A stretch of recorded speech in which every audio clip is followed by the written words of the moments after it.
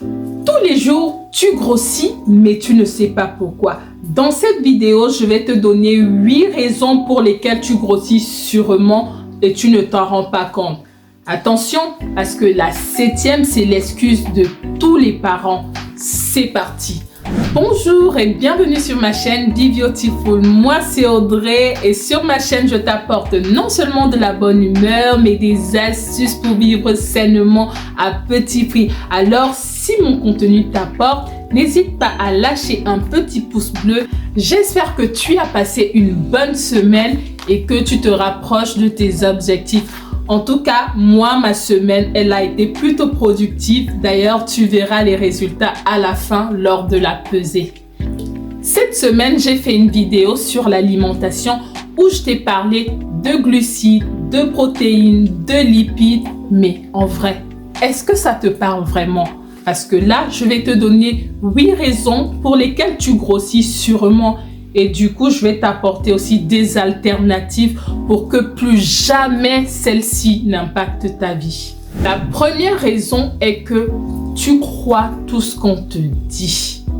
On t'a fait comprendre qu'il te faut 4 repas par jour. Le petit déjeuner, le déjeuner, le goûter et le dîner. Mais est-ce que tu en as vraiment besoin? Il faut consommer selon tes besoins. Moi, je consomme 2 repas par jour parce que j'estime que c'est suffisant pour mes besoins personnels et j'estime que c'est ce que mon corps me réclame. Alors, je me limite à 2 repas par jour. Alors, écoute ton corps et fais-toi confiance. La deuxième raison est que tu manges beaucoup trop transformés. Je t'explique. Privilégie des aliments crus, des aliments vivants. C'est-à-dire que c'est des aliments qui vont encore contenir tous leurs nutriments et donc ceux-ci vont t'apporter. Il faut savoir que plus un aliment est cru, plus il conserve tous les nutriments qui sont importants pour l'organisme. Évite donc tout ce qui est friture. Parce qu'un aliment cuit à une certaine température perd tout. À plus de 150 degrés, on évite parce qu'on n'a plus rien du tout. Il ne te restera que des graisses. D'ailleurs, il y a des alternatives, par exemple, pour ce qui concerne la friture, les air fryers. C'est en fait des aliments qui sont cuits avec de l'air chaud. Donc voilà une alternative qui peut éviter tout ce qui est friture à haute température. La troisième raison, c'est pour ceux qui mangent un peu de crudité. C'est que vous n'assaisonnez pas assez et après vous êtes pas intéressé et vous pouvez très vite passer à autre chose. Je vais vous donner une astuce, c'est assaisonner vos crudités. Quand je parle d'assaisonnement ici, je parle pas simplement d'un petit peu d'huile, de sel et de vinaigre.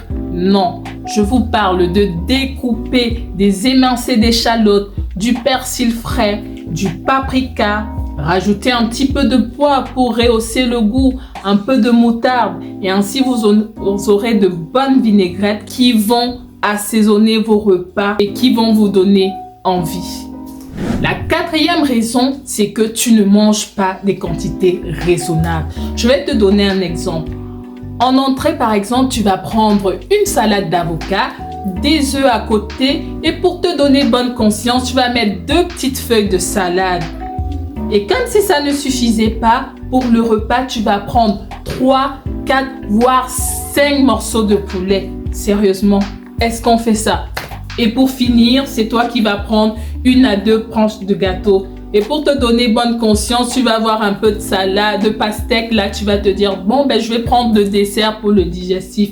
Non, je te propose de manger en quantité raisonnable, sérieux. Il faut savoir que les normes caloriques par jour pour un homme sont entre 2000 et 2200 calories et pour une femme entre 1800 et 2000 calories par jour. Donc ça, c'est le maximum que tu dois consommer par jour. Donc, essaie de revoir les quantités que tu manges, ainsi tu pourras rester dans la norme. Évite le désordre alimentaire, ça t'apporte des maladies, ça ne sert à rien. La 5e raison, c'est que quand tu as faim, tu grignotes n'importe quoi. Privilégie des aliments à faible densité calorique. c'est-à-dire des aliments que tu vas consommer en quantité normale, mais qui ont un faible taux calorique. Donc, qui vont te faire le moins grossir. La 6e raison, c'est que tu vas faire tes courses le ventre vide. Et on sait ce que ça donne. Tu as envie d'acheter tout et n'importe quoi et surtout les choses bien sucrées et bien grasses. La solution ici, c'est d'aller faire tes courses quand tu as bien mangé. Et comme ça, tu n'auras pas envie de tout et donc tu ne vas pas céder à la tentation. Une petite astuce aussi, c'est acheter des aliments pour quand tu seras chez toi, pour plus tard. Quand tu auras envie de grignoter, tu auras des aliments sains à disposition. La 7e, l'excuse de tous les parents. Au secours les parents, arrêtez-moi ces excuses-là. Vous n'êtes pas les poubelles de vos enfants. Vos enfants laissent des plats. Ah non, il ne faut pas de gaspillage, alors je vais manger. Votre enfant finit par s'en goûter. Ah non, il ne faut pas de gaspillage, on ne va pas le jeter à la poubelle. Apprenez à vos enfants à se servir les quantités qu'ils peuvent terminer. Et comme je le répète, vous n'êtes pas leur poubelle. Les parents, vous négligez les petites quantités que vous prenez que vous ingérez au quotidien, que vous prenez dans les plats de vos enfants. Pourtant, malheureusement, ça compte dans les apports caloriques journaliers. Donc, arrêtez ça s'il vous plaît et disciplinez-vous et vos enfants. La 8e et dernière raison, c'est que pour certains, quand ils sont stressés, ils grignotent et donc ils grossissent. L'astuce que je vais vous partager, c'est limiter ou éviter les personnes toxiques. On n'a plus besoin des personnes toxiques autour de nous. Entourez-vous des gens qui vous élèvent, qui vous apportent, qui vous font vous sentir bien. Plus votre entourage est toxique, plus vous allez être stressé et plus vous allez vous retrancher dans la nourriture et le grignotage. Alors, écartez, balayez, repoussez tout ce qui est environnement toxique. Voilà, c'était à peu près ça. Revenons à notre challenge de perte de 10 kilos en 3 mois. C'est parti pour la pesée. Alors les amis, passe à la pesée. On part sur un poids de départ de 80 kilos. L'idée est de perdre 10 kilos en 3 mois.